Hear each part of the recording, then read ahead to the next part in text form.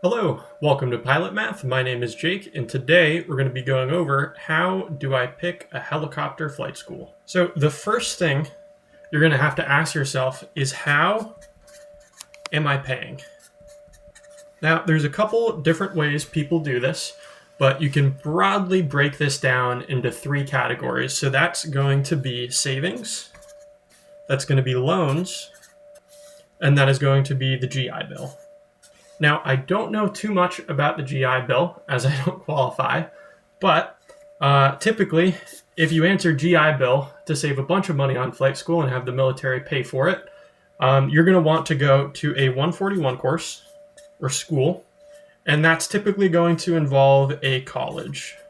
Now, there's a bunch of different ones out there, and there are a lot of schools that list that they have GI Bill programs but don't typically work with the GI Bill. So what I would recommend, so they don't mess up any paperwork or anything of that you're going to want to pick a more, like a well-known school that's known for using the GI Bill.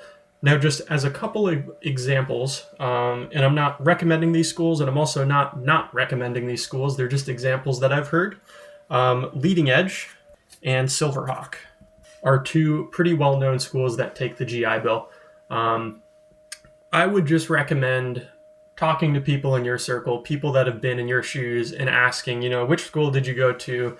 What have you been recommended? All those sorts of questions.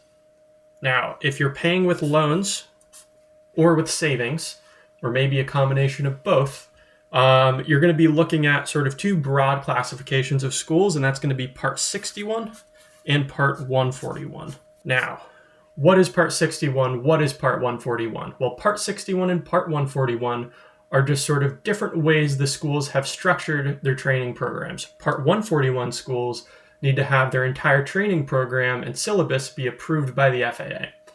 Now, what I mean practically by this is that there are schools that are more Part 61, they feel like a Part 61 school, and there are schools that feel more like a 141 school. What do I mean by a 141 school? Well, 141 schools typically feel like a school. They have a rigid syllabus that the instructor doesn't necessarily have to follow to the T, but typically you have a step of outlines and certain tasks you have to complete each flight, although how rigid that is will depend on the school you actually go to. The benefit of this is that you can complete your ratings in less hours. Now, the big con of this, and something most people see as a con or some people see as a con, is that it feels like school. This is something that's oftentimes going to be associated with a college program or something similar. Now, for a Part 61 program, it's going to feel one-on-one. There is no rigid outline of what your instructor has to do each class. Your school probably has a syllabus, but the instructor is not required to follow it. They just have to teach you all of the things, all of the knowledge and skills that you need to pass your check ride, and potentially stage checks, which are just like mini checks the school will have you do along your training route. The con of Part 61 is that it takes more hours to complete your rating, but the benefit is that it feels like typically sort of a mom and pop operation. It's going to be really one-on-one, personalized instruction.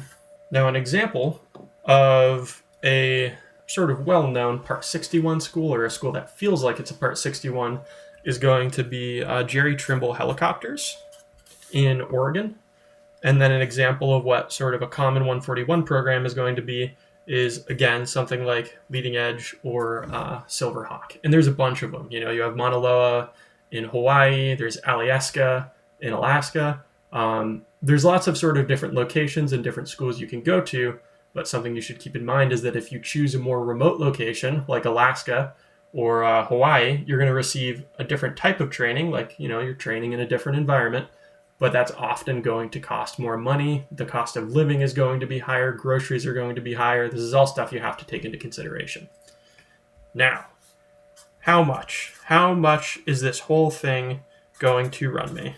You could fall anywhere within this range or probably outside of this range, depending on what you do, but it's typically going to be $75,000 to $100,000. Now, if you're looking at taking your time or living in a more expensive location, this can go up easily to $150,000. if you're training in more expensive helicopters. If you do all your training in an R-22, you're going to be closer to these numbers. And if you're doing all your training in an R-44, you're likely going to be over $150,000. Now, how long will this whole flight school thing take me? And by whole flight school thing, I mean going from you've never flown a helicopter to becoming a certified flight instructor and a certified flight instructor with your instrument rating. Now, again, this is just a range, but typically that takes around 1 to 2 years. I've personally met someone that has done it in 6 months, and there's a bunch of people who don't finish at all, but just to give you a broad range.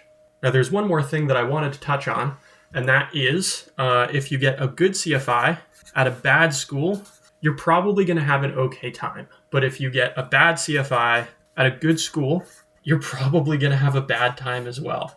So this is where you'll see so many different opinions on each school, and it oftentimes comes down to who they got as an instructor. And now by bad and good CFI, I don't specifically mean they're a bad person or they're bad at instructing.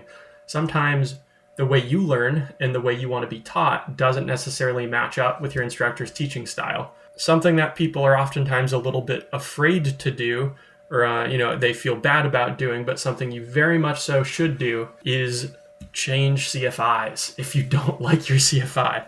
Don't be afraid. Now, this is something you can normally accomplish by going to, if it's a larger school, administration. If it's a smaller school, probably the owner or a lead CFI, and just sort of explaining what's going on. There's not really, it's no hard feelings. It's just sort of a fact that sometimes how I teach might not work for how you need to learn.